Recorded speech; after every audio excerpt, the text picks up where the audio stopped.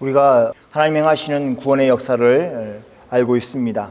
그 구원의 역사 가운데 성령님이 이 땅에 오신 것을 기념하는 성령 강림주일이 중요한 것 가운데 하나입니다. 성탄절, 부활절만큼이나 중요한 날입니다. 그것을 기억하시길 소망합니다. 예수님은 이 땅에 오셨다가 떠나실 때에 하늘로 오르시기 전에 제자들에게 말씀하신 것이 있었습니다. 자신이 아버지께로 돌아가지만 제자들에게는 그냥 슬퍼할 일만이 아니라고 얘기하셨습니다. 오히려 기뻐할 일이라고 말씀하셨습니다. 왜냐하면 자신이 하나님께 가서 성령을 이 땅에 보내실 것이기 때문에 그렇습니다. 그렇게 약속해 주셨습니다. 예수님은 성령을 가리켜서 또 다른 보혜사라고 말씀하셨습니다. 그 의미는 예수님이 보혜사이시고 그와 동일한 또 다른 보혜사가 성령님이시라는 의미입니다. 오늘 우리는 사도행전 2장을 가지고 오순절 성령이 교회에 강림하시다라는 제목으로 말씀을 나누겠습니다. 첫째, 성령은 약속하신 대로 임하셨습니다. 사도행전을 기록하였던 누가는 성령님이 그냥 오신 것이 아니라고 주장하였습니다. 밝혔습니다. 제자들이 기도를 열심히 하였기 때문에 오신 것이 아니라고 얘기하였습니다. 먼저는 예수님이 제자들에게 약속하셨기 때문에 그 약속을 지키는 의미로 성령이 오신 것입니다. 제자들은 예수님의 말씀에 순종하여서 다 같이 한 곳에 모였습니다. 왜 모였겠습니까? 예수님의 약속을 믿었기 때문에 그렇습니다. 약속하신 대로 주시겠다고 하시는 그것을 의지하여서 기도하였던 것입니다. 이렇게 예수님의 말씀하신 것처럼 말씀을 믿고 제자들이 기도하였을 때 그곳에 모였던 모든 사람들에게 하나님의 성령이 임하였습니다. 그렇기 때문에 성령님은 그냥 오신 것이 아니었습니다. 예수님의 약속대로 이 땅에 오신 것입니다. 예수님의 약속이 이루어지는 순간입니다. 그 날을 기념하는 것입니다. 성령님이 오셨다. 그 자체도 중요하지만 예수님이 약속하신 그것을 이루신 날이라는 의미가 있습니다. 이 약속이 이루어지는 것은 제자들이 예수님이 하셨던 다른 약속에 대해서도 확신할 수 있는 근거가 되는 일이었습니다. 그렇게 만들었습니다. 예를 들면 예수님이 대표적으로 약속한 것이 이것입니다. 예수님이 다시 오시겠다고 약속하시고 믿는 자들을 천국으로 인도하시겠다고 약속하셨습니다. 많은 사람들이 자신을 믿는 자들에게 천국을 주시겠다는 예수님의 약속을 믿지 못하여서 좀 지켜보자. 아직 이루어지지 않았지 않냐. 이렇게 얘기합니다. 가보자. 그러면 알 거 아니냐. 이렇게 얘기하고 죽어보자. 그러면 알 것이다. 라고 그렇게 이런저런 핑계를 대면서 예수님 믿기를 미루는 것이었습니다. 그렇게 살고 있습니다. 주위에 그런 사람도 있지 않습니까? 이런저런 핑계를 대면서 점잖게 그 시간을 미루는 사람들이 있습니다. 우리는 속지 말아야 합니다. 왜냐하면 미루는 것은 결국에는 예수님을 믿지 못하는 것입니다. 부인하는 것과 똑같기 때문에 그렇습니다. 그럼 우리는 어떻게 살아야 합니까? 예수님이 약속하신 대로 성령이 오시겠다는 것처럼 약속을 지키신 것처럼 약속대로 되어진 것처럼 성령이 오셨다는 것을 예수님의 말씀이 이루어졌다는 것을 보고 그리고 아직 이루어지지 않은 예수님의 약속들이 하나님의 시간이 되면 반드시 이루어질 것이라는 확신을 가지고 살아야 합니다. 성령님이 이 땅에 오셔서 하신 일이 그것입니다. 예수님은 제자들에게 말씀하셨습니다. 요한복음 16장 13절에서 이렇게 말씀하셨습니다. 그러나 진리의 영이 오시면 그가 너희를 모든 진리 가운데서 인도하시리니 그가 스스로 말하지 않고 오직 들은 대로 말하며 장래일을 너희에게 알리시리라 이렇게 말씀하셨습니다. 예수님이 제자들에게 하신 말씀이 이것이었습니다. 그것을 성령은 제자들에게 생각나도록 예수님이 하신 말씀을 생각나도록 하시는 역할을 하시겠다고 그렇게 말씀하셨습니다. 그러므로 그 마음 안에 성령님이 거하시는 사람에게는 미래에 되어질 하나님의 약속에 대해서 믿음을 가지고 믿어질 것입니다. 그러니까 믿어지는 사람들이 그 마음 가운데 성령이 있는 것입니다. 그러니까 성령이 어딨냐 이렇게 물어보기 전에 내 마음 가운데 하나님의 말씀이 믿어지냐 이렇게 살펴보면 믿어지면 성령님이 계신 것입니다. 크게 기뻐할 것입니다. 여러분이 다 그런 사람들이 되시기를 소망합니다. 두 번째, 성령은 교회를 하나 되게 하셨습니다. 성령이 모여 기도하는 제자들을 위해 그 가운데 임하셨습니다. 성령님이 이 땅에 오신 것은 조용히 오신 것이 아니었습니다. 사도행전의 표현을 보면 이렇습니다. 성령의 강림은 그 자리에 있었던 사람들에게 강하게 느낄 수 있도록 그렇게 임하신다고 표현하였습니다. 기도하고 있는 제자들에게 갑자기 하늘로부터 강한 바람 같은 소리가 있었습니다. 태풍처럼 강한 바람이 소리를 내면서 제자들의 귀에 들렸습니다. 그 자리에 있었던 사람들은 귀만 자극한 것이 아니라 눈을 자극하는 강한 자극이 있었습니다. 그들은 마치 불의 혀처럼 갈라지는 것들을 보았습니다. 자신의 머리 위에 있었던 것을 보았습니다. 그들은 제자들 위에 하나씩 하나씩 임하였습니다. 이렇게 눈과 귀에 강한 자극을 받았습니다. 그와 동시에 제자들은 성령의 충만함을 받고 성령의 말하게 하심을 따라 다른 언어로 말하기 시작하였습니다. 그들이 그 언어를 알고 있었기 때문에 말하는 것이 아니라 성경은 설명하고 있습니다. 그들이 그 언어를 배웠기 때문에가 아니라 성령이 그들에게 말하게 하심을 따라서 그들이 말하였다고 얘기하고 있습니다. 갈릴리 촌 그런 사람들이었습니다. 그러니까 다른 언어를 배울 수 있는 시간이 없었습니다. 그런데도 불구하고 그들은 다른 언어로 말을 하였습니다. 사도행 2장을 보면 이렇습니다. 제자들이 왜 그렇게 말하였는가를 알 수 있습니다. 왜 성령이 그렇게 말씀하도록 제자들을 통해서 말씀하셨는지를 깨닫습니다. 오순절을 맞이해서 세계 각지에 살고 있는 유대인들이 예루살렘에 왔습니다. 그런데 오순절 성령 강림을 통해서 제자들이 성령의 충만함을 받아서 성령의 말하게 하심을 따라서 다른 언어로 말하기 시작하였습니다. 그 자리에 있었던 흩어져 살았던 유대인들이 그 말을 알아들었습니다. 자신의 언어로 복음을 들었습니다. 그곳에 있었던 모든 사람들이 알아듣도록 그렇게 성령께서 하신 것입니다.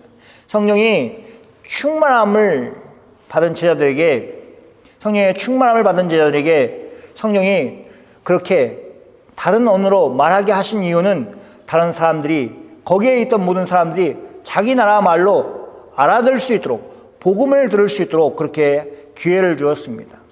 이것은 정확하게 바벨탑 사건과 정반대의 결과를 가져왔습니다. 창세기를 보면 바벨탑 사건이 11장에서 나옵니다. 노아 홍수 이후의 사건입니다. 사람들은 성읍과 탑을 건설하여서 그 자신들의 이름이 없어지지 않고 온 지면에 흩어짐을 면하기 위해서 탑을 쌓았습니다. 그때까지만 해도 온 땅의 언어가 하나였습니다. 그러니까 우리가 일부러 배워가지고 영어로 공용어를 삼자 이런 것이 아니고 그냥 원래 하나였습니다. 그러니까 아무런 불편함이 없습니다. 대화하는데 아무런 불편함이 없고 의사소통이 불편함이 없었습니다. 그때까지만 해도 땅의 언어가 하나였기 때문에 그렇습니다. 말이 하나였습니다. 그런데 하나님을 대적하여서 탑을 쌓는 그들의 행동을 보시고 하나님이 그들의 언어를 혼잡하게 하셨습니다. 언어가 혼잡하니 그들이 서로 이해할 수 없었습니다. 알아듣지 못하였습니다. 그러니까 알아듣지 못하니까 분란이 있었을 것이고 분쟁이 있었을 것입니다. 결과적으로 그 도시를 건설하는 것을 멈췄습니다. 그런데 성령이 오순절날 임하셔서 예루살렘에 모여있는 사람들에게 모두 알아듣는 말로 한 언어같이 그렇게 일하셨습니다. 이렇게 언어가 혼잡하게 되어서 서로 알아듣지 못하였던 사람들에게 성령으로 인해서 사람들이 알아듣도록 그렇게 하신 일이 성령이 하시는 일이었습니다. 우리가 외국 사람들이 많은 곳에 있으면 주위에 한국말이 들리면 괜히 돌아보고 뒤돌아보고 관심을 갖습니다. 그 말은 우리에게 쉽게 알아들 수 있기 때문에 그렇습니다. 그렇게 성령께서 예루살렘에 모여있는 사람들에게 말씀하셨습니다. 제자들에게 각각 다른 언어로 말하게 하심을 통해서 예수님을 증거하는 그런 일을 하셨습니다. 그래서 처음 복음을 접하면서 자기 나라 말로 그냥 자기가 원래 태어났던 곳에서 같이 그렇게 그 말로 다 받아들일 수 있도록 이렇게 일하신 것입니다. 성령은 우리 안에 역사하십니다. 그래서 사람들의 말에 오해하지 않도록 그렇게 일하십니다. 언어가 하는 일은 정보를 교환하는 것입니다. 정보만 교환하는 게 아니라 감정을 교환합니다. 그런데 한국말을 서로 하면서도 바벨탑 사건 이후에 언어가 혼잡한 그 여파를 인해서 우리가 같은 말을 쓰면서도 감정을 다르게 전달하기도 하고 다르게 받아들이기도 하고 그런 일이 있습니다. 사람이 말하는 대로 이해하지 않고 다른 뜻이 있겠지라고 그렇게 오해합니다. 의심합니다. 그래서 성령 하나님을 의지하는 것이 중요합니다. 성령 하나님께서 우리에게 오셔서 바른 말을 하게 하시고 들은 말을 곡해하지 않도록 우리를 지켜주시는 것이 필요합니다. 우리뿐만 아니라 우리 주위에 있는 사람들이 다들 좋은 말을 하게 하는 것, 그거 성령이 하시는 일입니다. 마음을 상하게 하고 기분 나쁘게 하고 그런 일은 성령이 원하시는 일이 아닙니다. 그러니까 우리가 성령의 사람이 되었다라고 했을 때 쉽게 알 수 있는 것, 말이 고운 사람입니다. 곱게 해야 됩니다. 듣는 말을 정직하게 이해하는 것, 그것도 성령께서 하시는 일입니다. 그래서 성령께서 우리 가운데 일하신다는 것을 확인할 수 있는 그런 경험들을 다 우리가 가지기를 소망합니다. 셋째, 성령은 교회를 세상에 보내셨습니다. 예수님은 제자들에게 예루살렘과 유대와 사마리아와 땅까지 복음을 전하라고 말씀하셨습니다. 그런데 제자들은 예수님이 죽은 자 가운데 살아났는 것을 보고서도 예수님을 전할 용기가 없었습니다. 우리와 마찬가지죠. 예수님이 다시 살아났는데 그것을 보면서도 눈으로 보고서도 예수님처럼 유대인들에게 잡혀서 고난을 받는 거 아니야? 두려워하고 소극적이었습니다. 그런데 오순절 성령 강림 이후에 성령의 충만을 받은 제자들은 달랐습니다. 제자들은 베드로와 함께 예루살렘에 모여있는 사람들에게 담대히 예수님을 증거하였습니다. 오순절 성령 강림 사건이 있은 후에 성령의 임하심을 경험하였던 제자들은 모두 성령의 사람들이었습니다. 예수님이 말씀하신 복음 전파를 위해서 세상에 나아갔습니다. 성령이 교회를 세상으로 보내신 것입니다. 사도행전에 나오는 모든 기적과 놀라운 일들은 성령의 임하심을 경험하였던 제자들이 성령과 함께 이룬 일이었습니다. 그들은 세상을 향해서 나아갔습니다.